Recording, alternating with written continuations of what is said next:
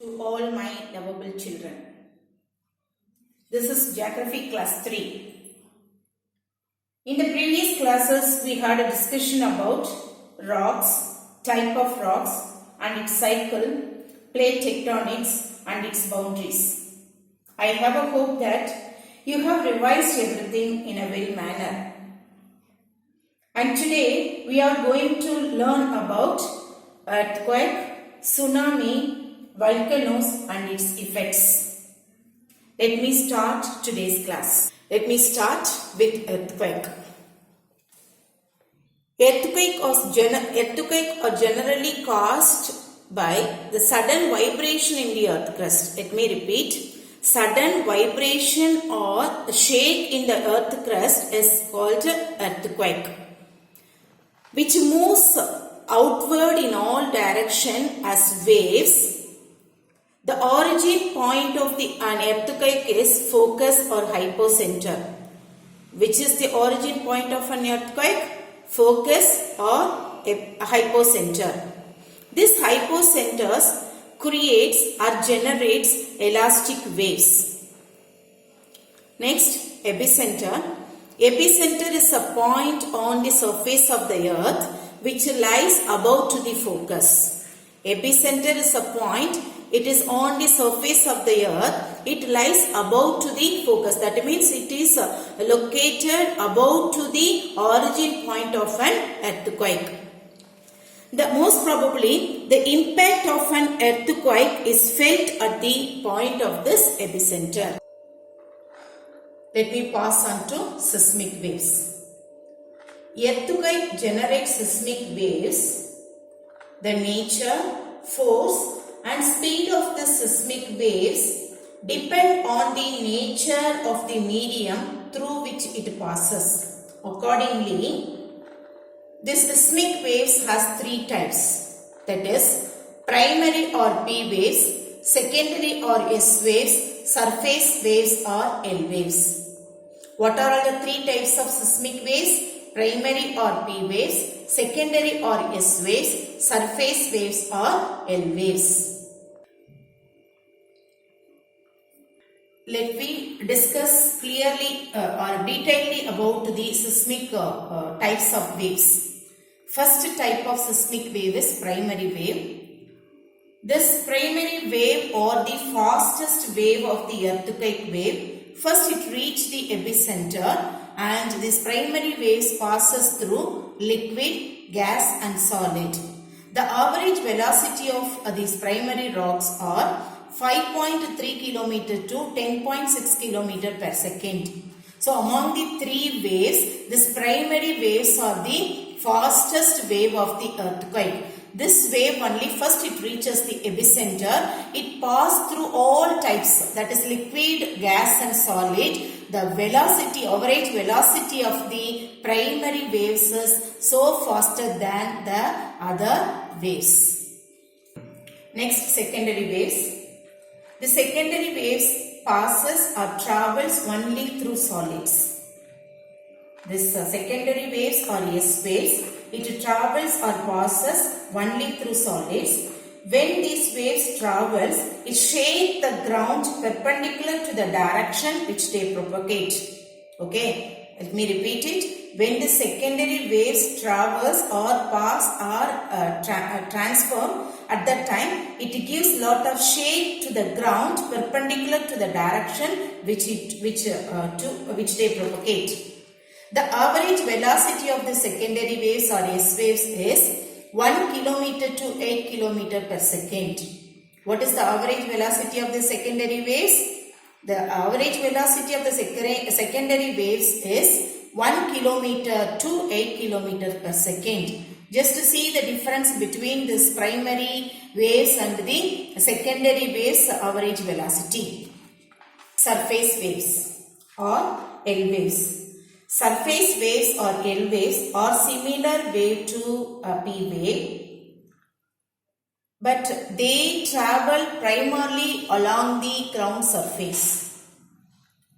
These waves travels comparatively slower wave, but it's a most destructive wave. The average velocity of the surface wave or L wave is 1 kilometer to 5 kilometer per second. Okay, now we discussed all the three types of seismic waves. The seismic waves which will be generated by the earthquake. Okay, that instrument which is used to record the earthquake is called a seismograph or seismometer. Okay, which is the instrument which is used to record the earthquake? Seismograph or seismometer. Kindly note down this question, children. And the studying about the earthquake is called seismology. Okay, what is the instrument which is used for recording the earthquake? Seismograph or seismometer. The studying about the earthquake is known as seismology. Tsunami. The word tsunami is a Japanese word which means harbor waves. These harbor waves or tsunami are caused by earthquake, submarine explosion and landslides. It's the average speed of this harbor wave is 500 km per hour. The average speed of the tsunami is 500 km per hour. These waves reach to the height of more than 15 meter when it's nearer to the seashore, and it gives a lot of destruction to the life and property near to the coastal area. December 26, 2004, Indian Ocean earthquake that caused tsunami, which was considered as the 6th deadliest natural disaster, which traveled at a speed of 600 km per hour, and it caused a death rate near to 2,80,000. We are going to see about volcanoes. What is volcanoes? Volcanoes is a vent or an opening on the surface of the earth crust through which only the magma it passes out all solid, liquid and gaseous materials to the surface of the earth crust. These volcanoes has four major components. What are they? Magma chamber, vent, cone and crater. What are all the four major components of the volcano? Magma chamber, vent, cone and crater. What is magma chamber? Magma chamber is a large pool of liquid rock which was found under the earth's surface. What is magma chamber? Magma chamber is a large pool of liquid rock which was found under the earth's surface. The next component of volcano is vent. Vent is an opening serving or as an outlet. It is used to vent. Vent is an opening serving which allows air, smoke, fumes and magma to outreach the top layer of the earth. What does mean by fumes? Fumes is the amount of gases. It's very dangerous to inhale. Okay, vent is an opening serving. It is allowed this air, smoke, fumes and magma to reach the top layer of the earth. Next, cone. The cone, a landform built by the magma ejected from the vent in the shape of the cone. A landform built by the magma is known as cone. This is cone or volcanic cone. We can say that a landform built by magma is known as cone. The fourth component of volcano is crater. Crater, a bowl-shaped depression which was found at the top of the volcano through which only this magma flows out. Okay, crater is a bowl-shaped depression which was found at the top of the volcano through which only the magma flows out. Based on the periodicity of the eruption, volcanoes has been classified into active volcano. Active volcanoes are those which constantly eject the volcanic activity. Active volcano or those which constantly eject the volcanic activities are called active volcano. The best example for active volcano is St. Helens in United States. The next important volcano is dormant volcano or sleeping volcano. This dormant and sleeping volcano do not show any sign of volcanic activity, but sudden explosion will be there. When we feel the sudden explosion, it will give undesirable or unimaginable damages to life and property. The best example for this dormant volcano is Mount Fuji in Japan. The third division of the volcano is extinct volcano or dead volcano. These extinct volcano or dead volcanoes are permanently stops its volcanic activity. These dead volcanoes or extinct volcanoes permanently stop its volcanic activity. These type of extinct or dead volcanoes are found in the place of Mount Kilimanjaro, Tanzania. Happily I can say that Tiruvannamalai of Tamil Nadu are the best places we can find the dead volcanoes.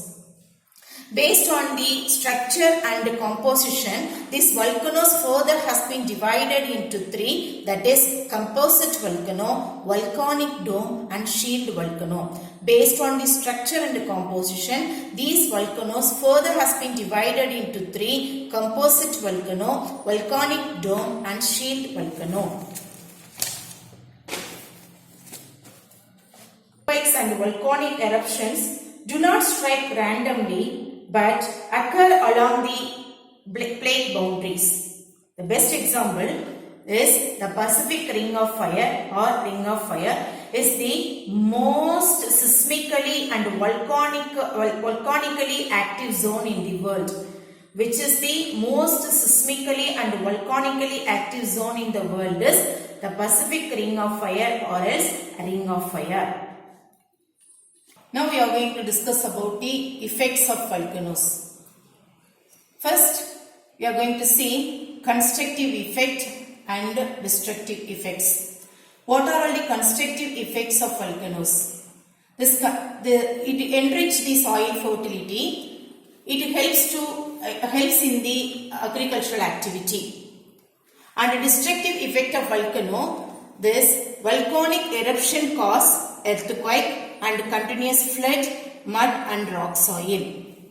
The second constructive effect of this volcanoes are, it helps to generate geothermal energy. It helps to generate geothermal energy. And what is the second destructive effect of volcano? It causes breathing problems. The third constructive effect of the volcanoes are, volcanic materials are used as building materials. Volcanic materials are used as building materials. And the third point of this destructive effect of volcano, it can alter the weather conditions. It can alter the weather conditions. And the fourth one is, many dormant and active volcanoes are the attractive tourist spots. Many dormant and active volcanoes are the attractive tourist spots. And it disturbs the destructive effect of volcano. It disturbs the transport. This lesson came to an end. So my dear children, this is the happy announcement for you. In 9th standard geography, first lesson came to an end. So that in this first chapter, for past 3 days I am teaching about this lithosphere. In this lesson, deeply we discussed about the internal process of the earth. Internal process of the earth. I hope so you understand all these things what I have taught for you. Now, this is my humble request, my dear children. kindly have a habit of reading the text line by line and mark the important points and ready to prepare some interior questions by yourself. Okay, so let me have a hope all instruction what I have given to you, you will follow it. Okay, so followed by this, I have given links in descriptions. Kindly see to it. Dear children, it's very interesting. Don't miss it. Dear children, this is worksheet number 3. Kindly find the answers for the following questions. And already I have given worksheet number 1 and 2. You have to write it in a separate notebook. On the reopening day, it will be checked by the class teachers and they will report to the coordinators. So, please be careful and do the work perfectly. All the best children. Thank you.